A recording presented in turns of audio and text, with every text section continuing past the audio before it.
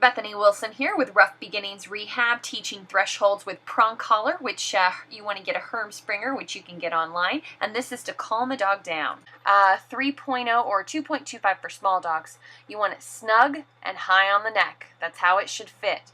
Not lots of slack, basically. Fearful dogs can have a little bit of slack, that's fine, but very little.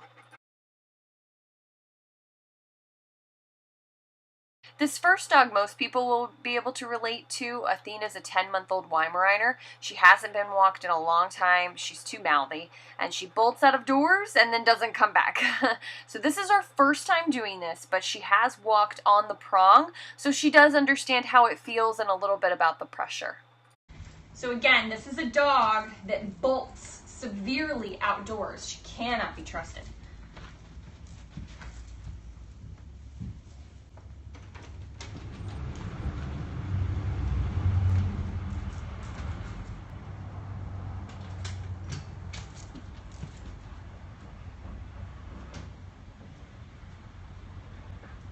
Good.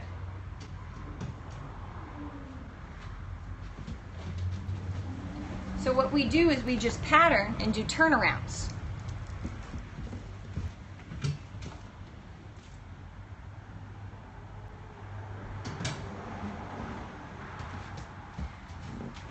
So I keep the leash tense until she stops moving forward.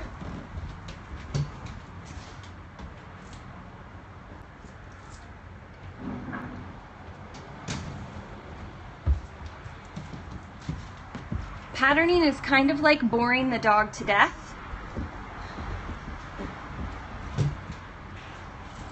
Good.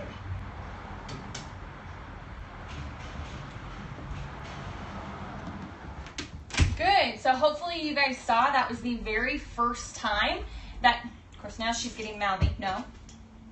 That was the very first time that she didn't try to bolt out the door that time. But we're going to keep patterning until she's nice and calm and I don't have to use the leash at all.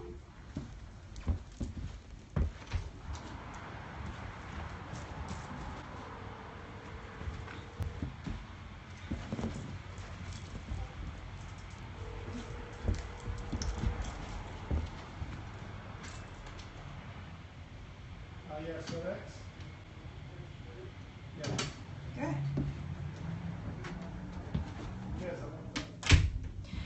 So you guys saw that. She did it again. She needed a reminder the first time, and then the second time she didn't go out the door. So now that she she started on the prong yesterday, so she understands what the pressure means, like she gets it. Otherwise she'd be fighting me much more on it. I teach the dog what the pressure actually means, so she understands it. So that's why she's backing away so quickly and understanding that that's what I want her to do when she feels leash pressure. So now that she's doing so good, I can hold her accountable. And as soon as we come up to the door, if she decides to bolt, I'm going to give her a pop rather than just using a little bit of pressure. And we have a distraction outside. We have a FedEx guy, so it'll make it more interesting because she likes to bark at them. So.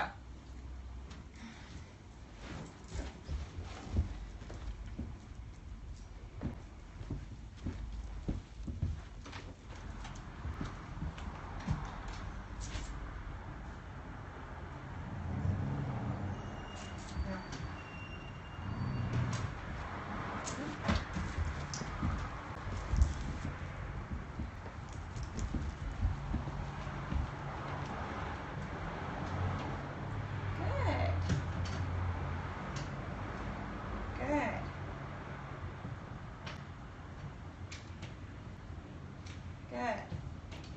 Okay, let's go. Much better. Now I'm going to ask her to sit. Sit. Sit. Sit. Okay. Good. Very good. Very good.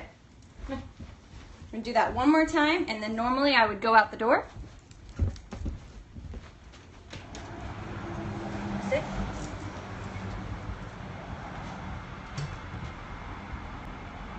Good.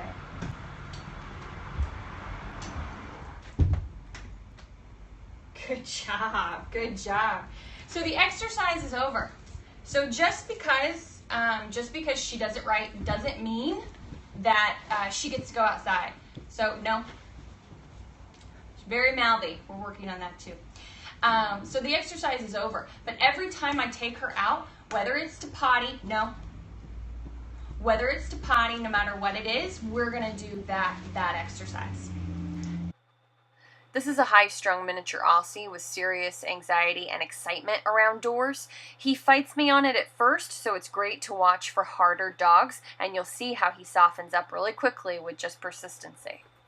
So what you're going to see here is a little miniature Aussie who had severe barking issues with the door when they would go for a walk, when people would come in. It was as you can see, he's fighting me on it here.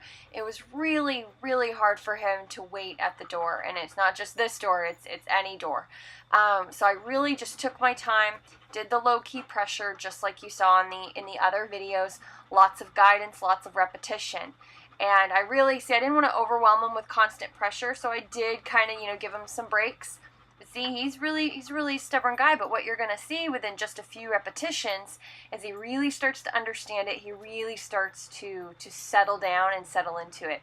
Now, after you've done several repetitions of this, and the dog starts to settle down, instead of using pressure, you give them little pop cues instead.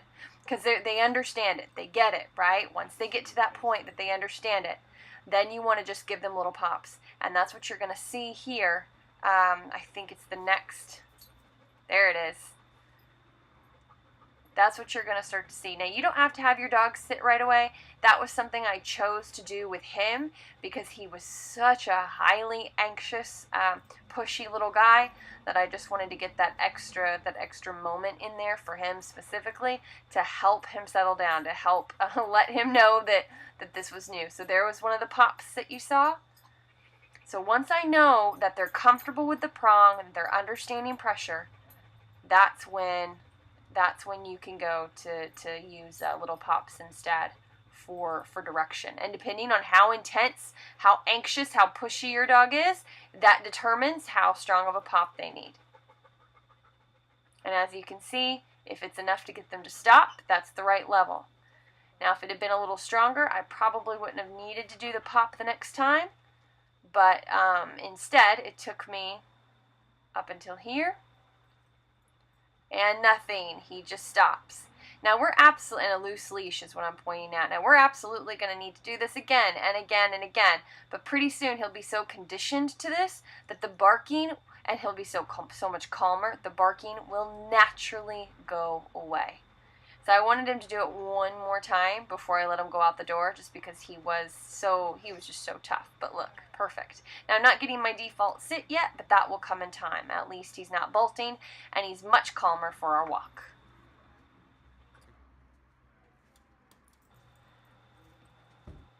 Last but not least, this is a dog with just normal issues with the door, not used to waiting at thresholds, and it shows a few other techniques. The issue with Dusty here is he's not used to living in a home, so it's really important to us to make sure that the threshold is so calm. Generally, he's a pretty relaxed guy, very playful, of course, typical of his breed, but he tries to bolt out the door. He gets so focused. So we got to really snap him out of that, and we got to create some structure around the door. Because if he's not okay with the door, like it's no big deal, then he can't ever be okay in a home type of environment. So it's really important to us to drill in the fact that when that door opens, any door actually, a back door, a side door, garage door, front door, front gate, that it's no big deal, okay? Good.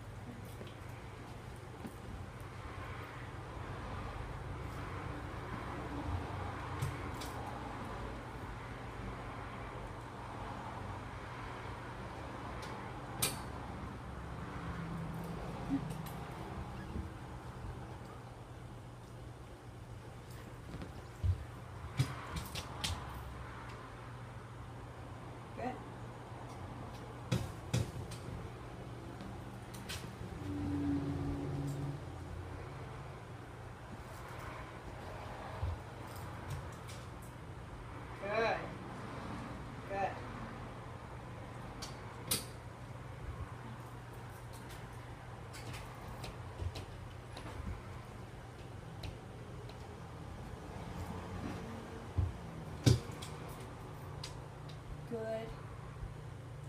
Good.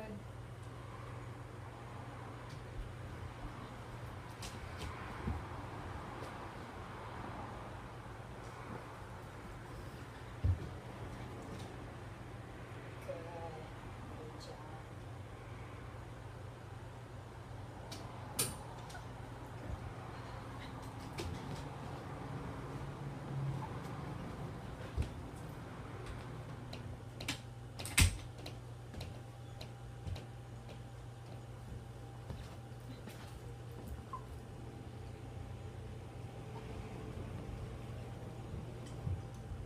Nice. So see how he's no longer approaching the door? He gave that space before I even opened the door. That's the first time he's ever done that. So he's already getting more relaxed. Now, if you've seen some of my other videos, you know that a lot of times I'll use blocking to make the dog, motorcycle, I'll use blocking to make the dog give space before I even go to open the door. And I do that on slip leashes and sometimes on prongs too. There's a reason that I never use it on board and train dogs, and that's because generally the board and train dogs I get in, they're overexcited and they're very jumpy. So when they feel any prong, they just want to jump all over me to try to figure out a way to escape the structure. If it's a nervous situation, where dogs aren't good with people, I don't want to put a ton of spatial pressure on a dog like that. I don't want them to feel like I'm challenging them and they might go after me. And some of you in your home, at home, may be dealing with a dog just like that, that's very nippy or reactive. And so you may not want to use the spatial blocking before you go to open the door, like you've seen in some of my other videos.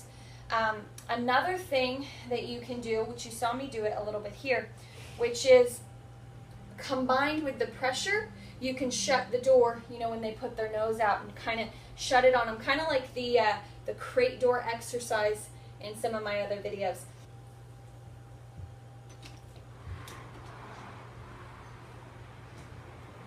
First time, not going to the door.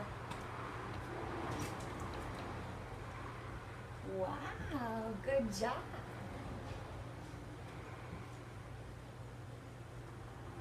Also, being in an apartment, this gives me a chance to look.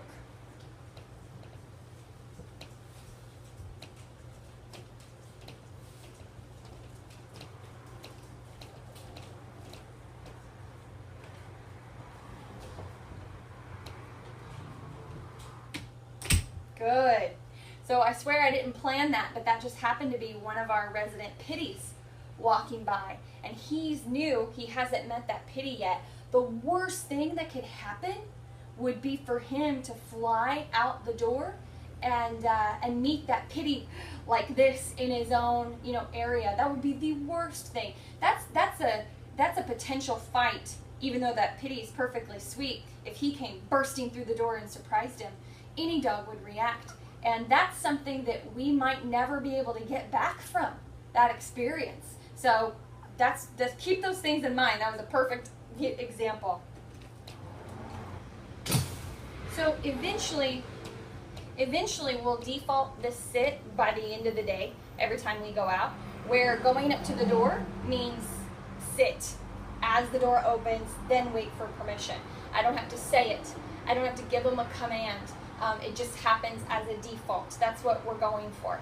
That way he's working on his own, he's paying attention, he's in tune, and he's calmer, much calmer. Good boy. No prong? Check out my blocking videos with waiting at thresholds at the link below in the info box. And don't forget to subscribe if you like what you see.